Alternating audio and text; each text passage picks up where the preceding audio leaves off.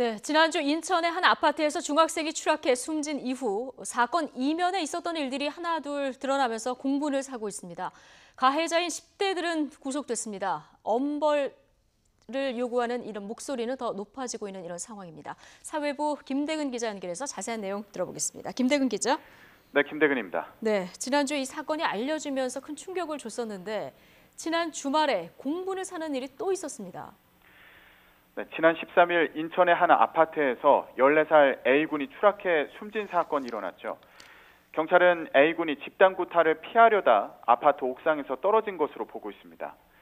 그런데 여기에 더해 가해자들이 구속영장 실질심사를 받기 위해 이동하는 장면이 공개된 뒤 또 한 번 공분을 사는 일이 벌어졌습니다.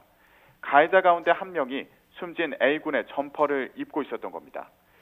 이 같은 사실은 러시아 국적의 A군 어머니가 인터넷에 가해자들이 영장 실질심사를 받으러 가는 사진과 함께 러시아어로 우리 아들을 죽였다.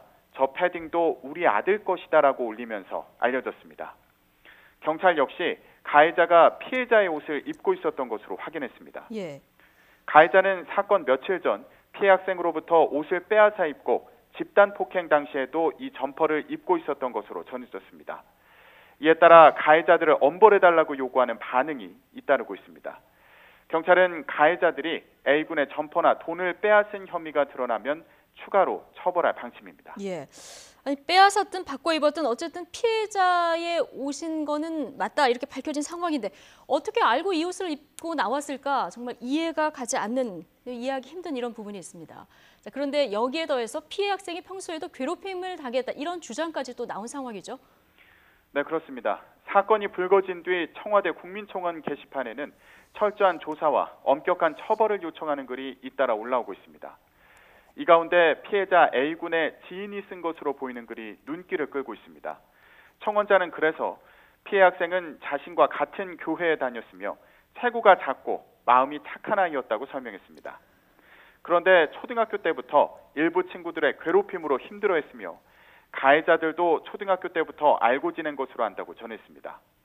다문화 가정에서 힘들고 외롭게 살던 아이였다며 죽음이 왜곡되거나 진실이 묻히지 않도록 철저히 조사해달라고 요청했습니다.